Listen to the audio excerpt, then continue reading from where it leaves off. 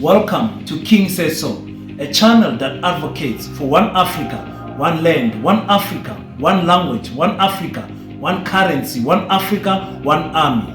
I wish to witness Africans all around the world united as one in our lifetime. Enjoy. What's up, ladies and gentlemen? It's your boy King 053, Mr. Easy Malening, and we're back at it again with another one. And before we start, guys, I think we have to acknowledge and have a slight moment of silence for Mango Sutu Buthelezi. The old man has fought, a lengthy battle in hospital. Was very sick, was very old, and he has served our country in merit. He's an old man that led with wisdom, and I think he deserves a shout out from us to say rest in peace, and we are with our heart and condolences go to the Zulu kingdom, his family. For their loss. It is not only their loss, it is a great loss to our country. It's always sad when we lose elders because the old tree falls and then there's no more shade. Wisdom covers us. So, may his soul rest in peace, guys. But I want to do a video about Collen Malatji, the ANC Youth League president, newly elected ANC Youth League president, who made some statements in their 70, how old are they? 79. I think the Youth League was born in 1944, if I'm not mistaken, in 1944. And it has had, I think, 11 presidents. I'll just post them up here. I think Mandela being the only one who has served, I think, 2 terms.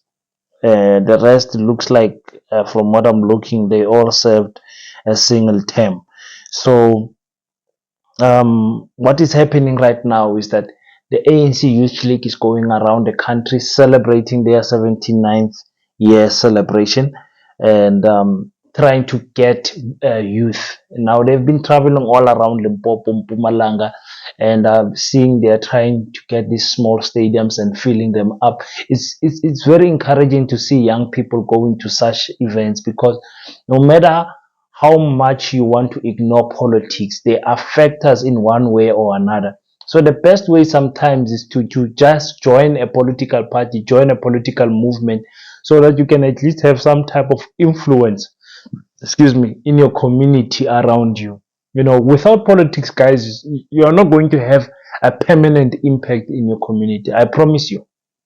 Without politics, you need to be a millionaire, and being a millionaire, how difficult that is. So Collen Malatji made some big statements because he's speaking to the youth, and the main problem that the youth faces is unemployment. They want to know, how is the ANC, the ruling party, going to help us with unemployment? So let's just quickly listen to what he said and then come back and do a review.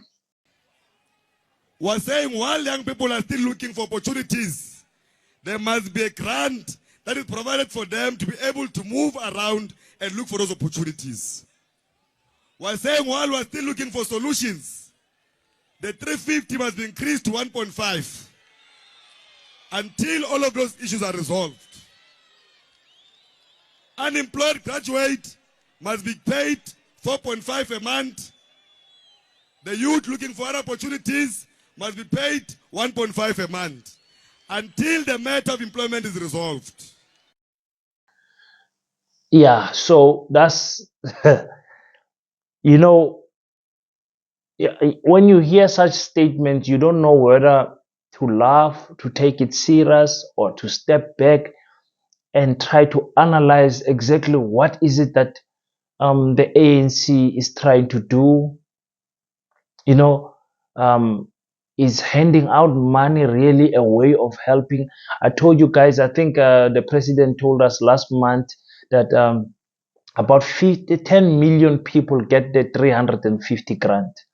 And with that money, I said, they can build factories every town, even every village, every month with that money, because it goes into the millions, guys, more than 350 million that is spent every month, 350 million.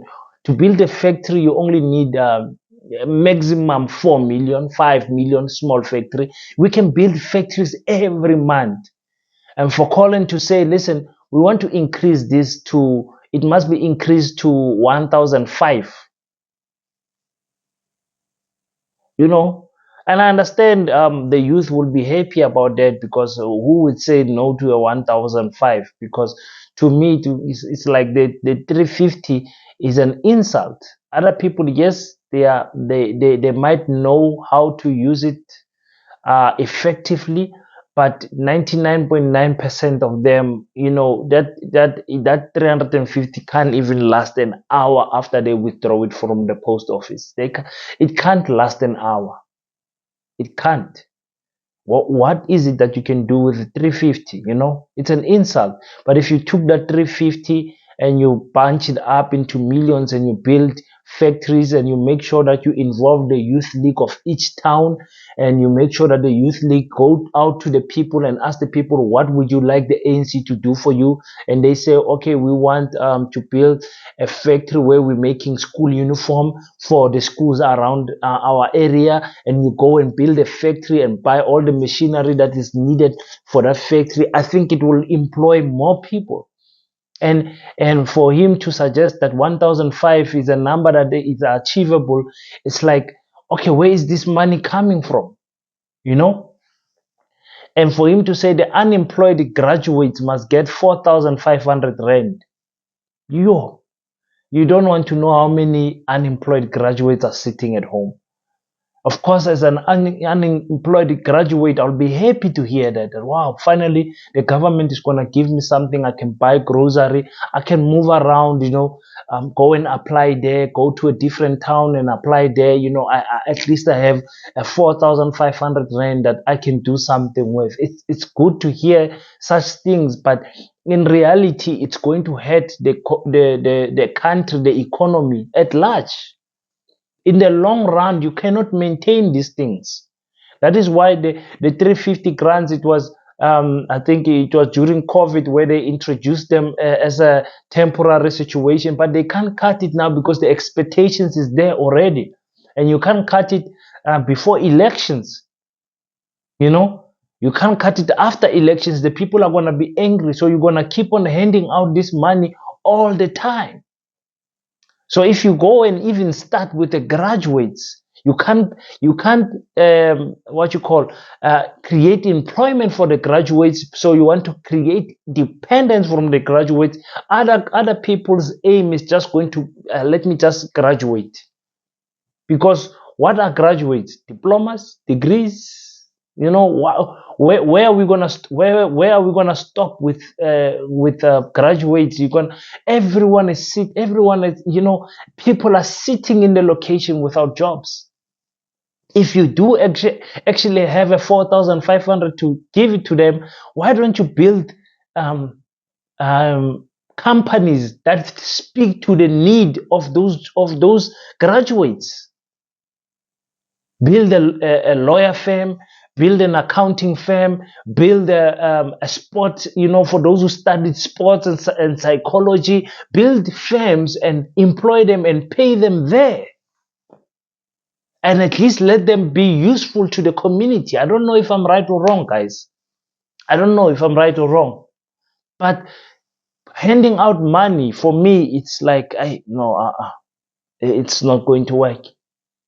It's not going to work. And like I said, if I was unemployed and I was just sitting there, I would appreciate it. I would appreciate it. Because you sit so long, people sit so long. I remember, I think the longest I sat was, I think 4 years without employment. 4 years. Just sitting, going out. I even turned into a DJ, you know, hustling very hard. You know, if someone came to me at that stage and said, here's a 4,500 rand, it was going to make a big difference. But I would have appreciated more if someone said, come and work. And I know it's not practical for other towns because other people stay far from the town. They might be staying far from the factory that the government might build. The 4,500, maybe 2,000 is going to go to transport. Things like that. I understand the dynamics of the economy. But I think employment is has more security than handouts. That is just my view and my opinion. So you guys go in the comment section. Tell me, what do you think about what Collen said and everything? So we had a good debate on my last video about Ike and him saying that apartheid was better than the current democracy under the ANC. And I understand it's a touchy situation, and tempers might have raised to a degree where they boil, but it's fine. It's fine. We can't be people that are afraid of conflict. I cannot be afraid of people who have a different opinion than me. What I cannot tolerate is when I stand for something and it's been attacked by someone who stands for absolutely nothing. What is your stance? I don't want anyone to want us to forget the violence that our African brothers and sisters have suffered since the colonizers landed ship in the coastal areas. I don't want to forget what they did to us, changing our names and surnames just to fit in a job environment. How they displaced us from our land, how they took our minerals till today. Till today, only a few black people can claim to own mines.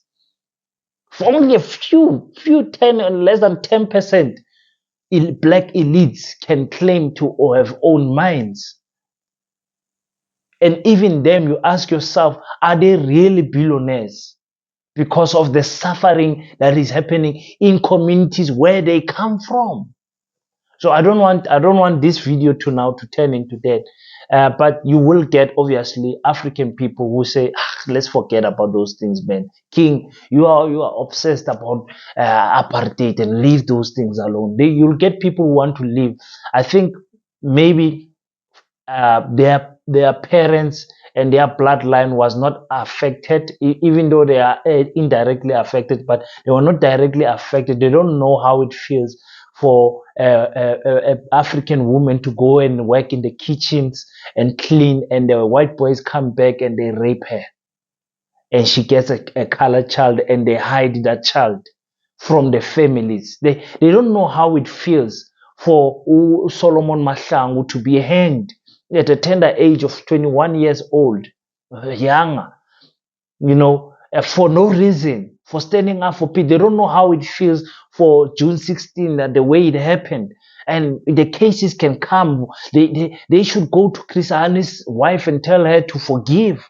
For Ohani was shot in the head right in front of in his driveway. They don't, like, people want to forget that. It's fine, forget, it's fine. But you don't force me to forget, I remain in educating my people.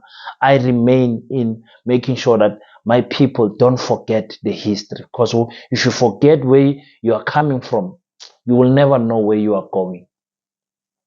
And they say lessons not learned in history are easily repeated. If we don't remind them, they can easily repeat it again. It's your boy King 053, Mr. Easy Malining. Thank you guys for tuning in. Until next time, don't forget to pray, and I salute you as always.